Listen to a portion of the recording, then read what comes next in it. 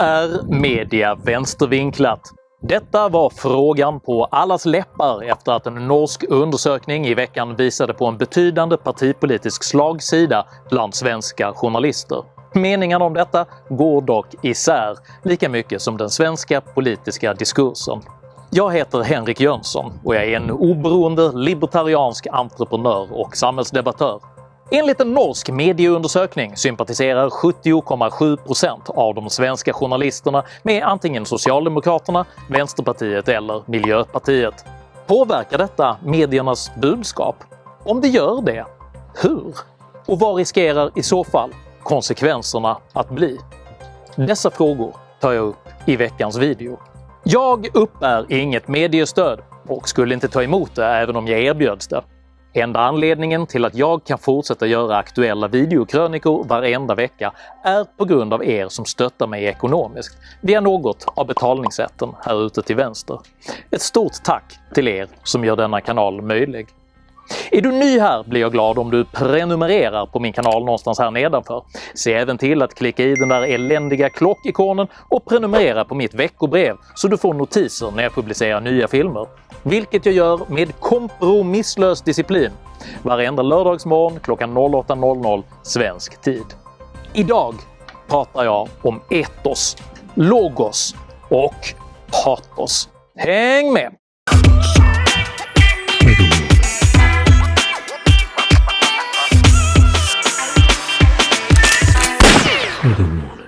It must be nice to always believe you know better.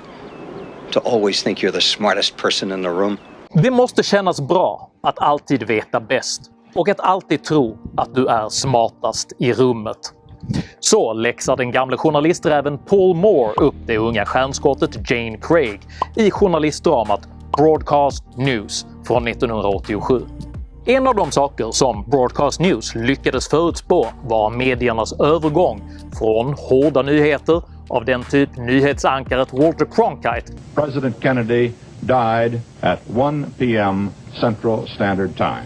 Alltså Amerikas svar på Bengt Öster en gång levererade, till den glättigare form av storytelling som vi idag kallar infotainment. Jag tror att vi har en oerhörd tur som har en old school socialdemokratisk premiärminister. En annan sak som filmen korrekt skildrar är att det inte finns några entydigt enkla svar rörande mediernas utveckling.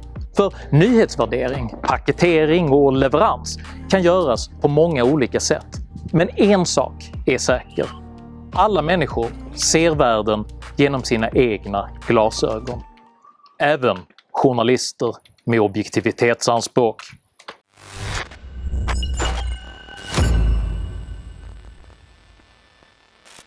Konfirmeringsbias är en typ av kognitiv fördomsfullhet och en mänsklig tendens att omedvetet vara selektivt uppmärksam på sådan information som bekräftar våra egna uppfattningar.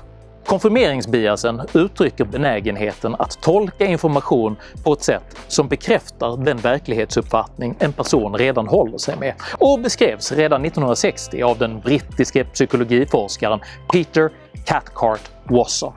All ny information om världen filtreras genom den modell av tillvaron som individen själv har konstruerat, vilket leder till att information som stöttar denna världsbild tenderar att övervärderas, medan information som motsäger den tenderar att nedvärderas eller helt avfärdas. När de norska mediedagarna nyligen publicerade en undersökning som visade att över 70% av de svenska journalisterna sympatiserade med antingen Socialdemokraterna, Vänsterpartiet eller Miljöpartiet, förstärkte detta därför högerns konfirmationsbias, eftersom man redan uppfattar medierapporteringen som dominerad av vänsterperspektiv.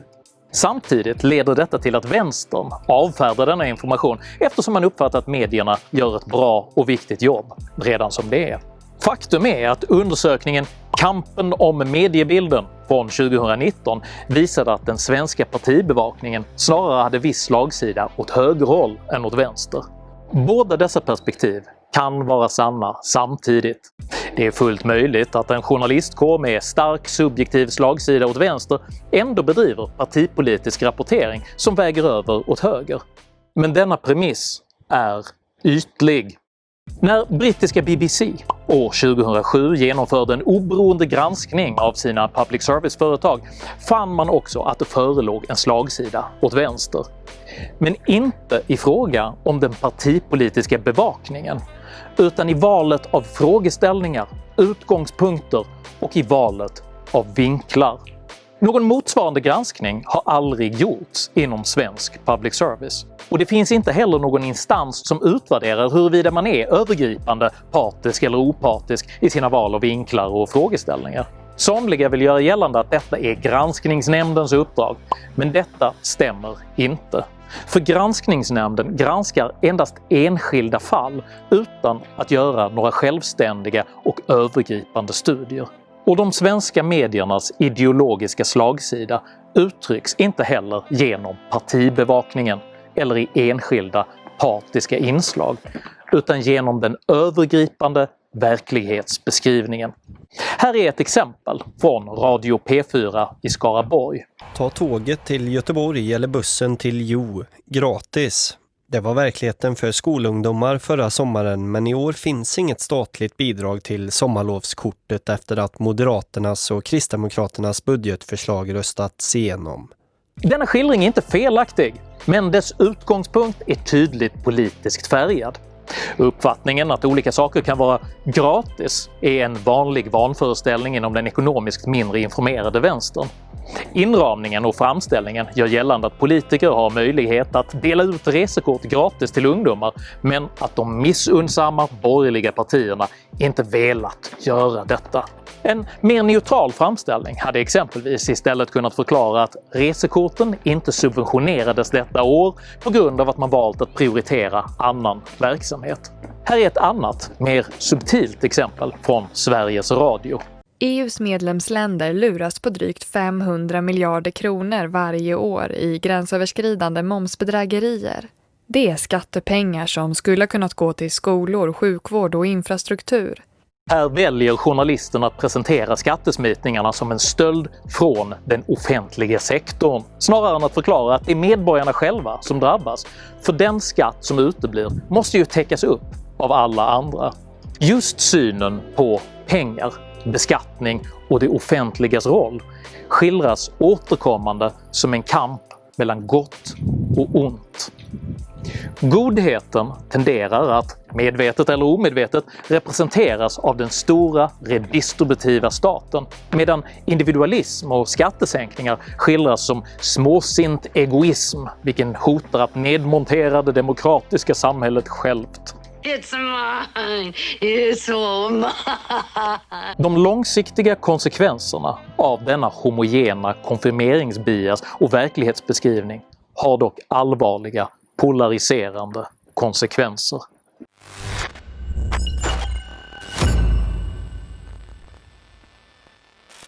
En grupp individer som präglas av allt för hög värdegemenskap tenderar att utveckla ett obalanserat förhållande till omvärlden utan att själva vara medvetna om detta. Exempel på denna partiska hemmablindhet går att finna inom allt från idrott till kulturuttryck och religion. Grupptänkande och hemmablindhet är väldokumenterade fenomen inom psykologin och drabbar oundvikligen alla typer av mänskliga sammanslutningar. Men i kombination med en kollektivistisk ideologi och individer som är socialt och ekonomiskt i beroendeställning kan konsekvenserna bli direkt katastrofala. Kulturredaktör Johannes Klenell på tidningen Arbetet uttrycker ett för vänstern helt begripligt missnöje med kritiken om mediernas ideologiska slagsida och anför att det inte är något konstigt att samhällsgranskare har ett högt patos. Patos ska i detta sammanhang förstås som emotionellt engagemang för det goda samhället, vilket inom den journalistiska åsiktshegemonin likställs med den stora omfördelande socialstat som till exempel kan dela ut gratis resekort. Man är från detta perspektiv generellt oförmögen att tolka den traditionella högerns samhällsvision där frihetsvärden och individualism prioriteras över solidaritet och kollektivism som patos överhuvudtaget, utan detta förväxlas istället med oempatisk egoism. När man så hamnat i en situation där mediebranschens ideologiska gemenskap likställt godheten med den stora omfördelande staten, kräver uttrycket av det patos Klenell talar om att man även försvarar just dessa ideal. Medvetet eller omedvetet. I paritet med att just detta patos gradvis förlorade relevans för den övriga befolkningen, varav 70,7% inte röstar på vänsterpartierna, tolkades detta som en attack på godheten själv. Som konsekvens mobiliserade man en outtalad form av ideologiskt försvar, där det folk man uppfattade som manipulerat av illvilliga krafter med journalisternas hjälp skulle kunna lotsas tillbaka till rätt moraliska slutsatser. Det är ur detta perspektiv man bör förstå den allt märkligare medierapporteringen som präglade exempelvis migrationsfrågan åren runt 2014 till 2016, där försvaret för migrationsidealet till slut tilläts trumfa all verklighetsanknytning. Denna hybrisanstrukna ambition utvecklade sig till att bli en av de historiskt största katastroferna för de svenska mediernas trovärdighet. För istället för att acceptera mediernas allt mer aparta bild av verkligheten slutade många, på god grund, istället att lita på medierna. Som kulturredaktör Ola Wong på mediehuset Kvartal nyligen uttryckte det i sitt sommarprat i Radio P1. För mig framstod det som mer och mer uppenbart att det offentliga Sverige hade själva skapat processen som sliter sönder samhället. Politiker och stora delar av media har i sin rädsla för att bli anklagade för att gynna fel krafter i åratal skrivit folk på näsan att det de uppfattar som verkliga problem inte är det, eller att de är rasister för att de tycker så. Just detta journalistiska patos genomsyrar nu skildringen av nästan alla moraliskt känsliga frågor, där man först piskar upp ett enormt och bitvis verklighetsfrånvänt försvar för de ideal som uppfattas hotade, för att ett par år senare be om ursäkt och erkänna att man låtit sig svepas med i aktivismen. Denna tendens går att identifiera i allt från MeToo-rörelsen till gestaltningen av Greta Thunberg och för den delen Black Lives Matter. Även Wong finner roten till denna hybris i just det patos Klenell beskriver. Jag tror jag också vågar påstå att det i journalistkåren finns en uppfattning om att uppgiften är att driva på i progressiv, aktivistisk riktning. För någonstans finns en konservativ, kallhjärtad, djup stat som trycker på åt andra hållet.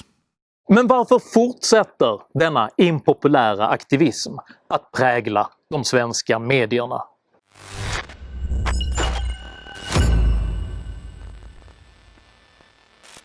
En av förklaringarna till den svenska journalistikens fortsatta förfall är att branschen i sin nuvarande form inte längre är lönsam.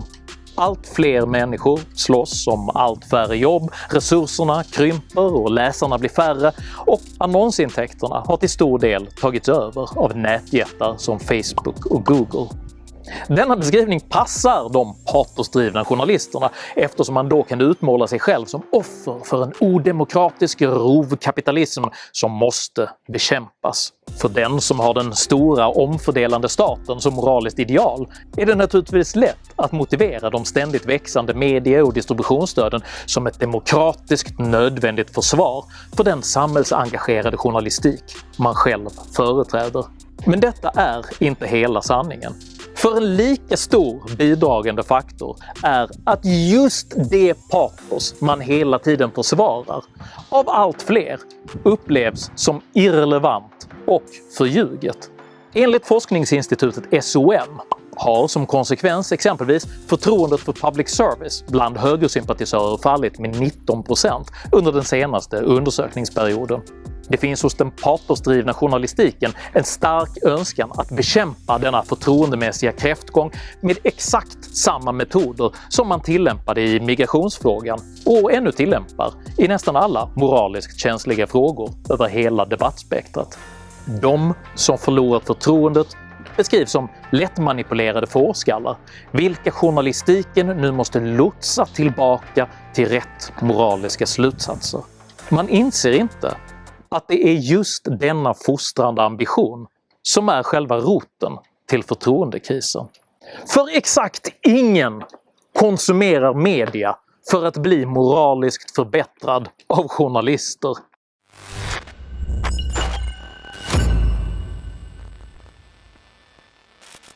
Det är demokratiskt angeläget att denna låsning bryts, så att en frodig och vildvuxen samhällsdebatt kan bedrivas utan de bidragscementerade mediala kommandohöjderna som bromsklossar.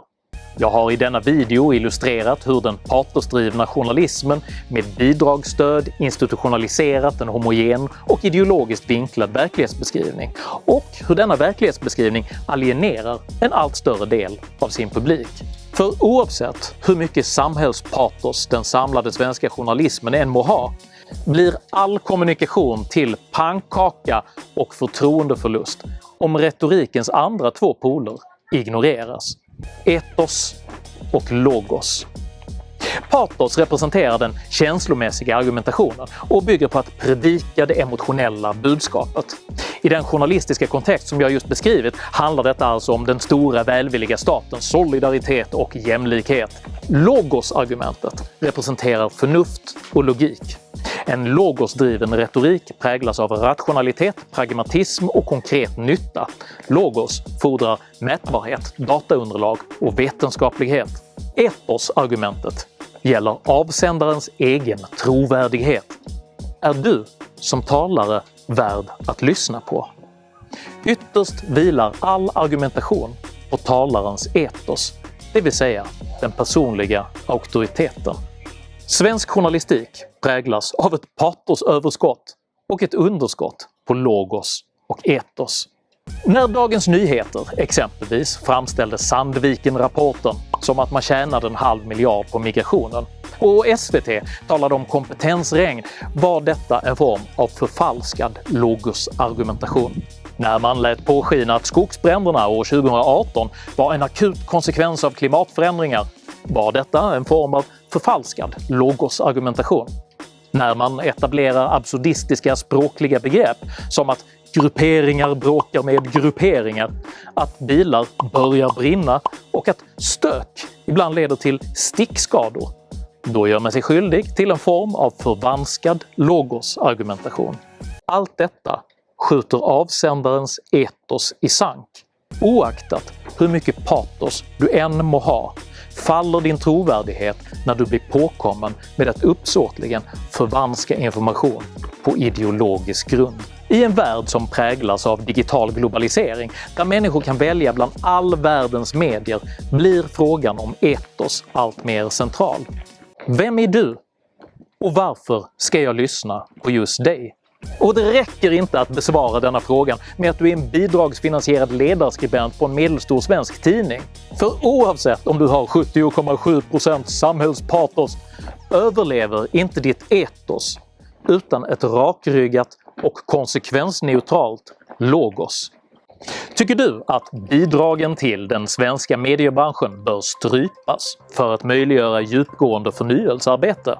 I så fall tycker jag att du ska dela den här videon med dina vänner. Och varför inte prenumerera på min YouTube-kanal när du ändå är igång?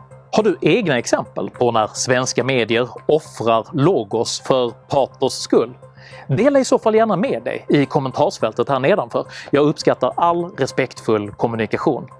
Jag heter Henrik Jönsson och i egenskap av att vara finansierad av civilsamhället har jag ett större etos än en person som är bidragsfinansierad. Tack för mig och tack för att ni har lyssnat.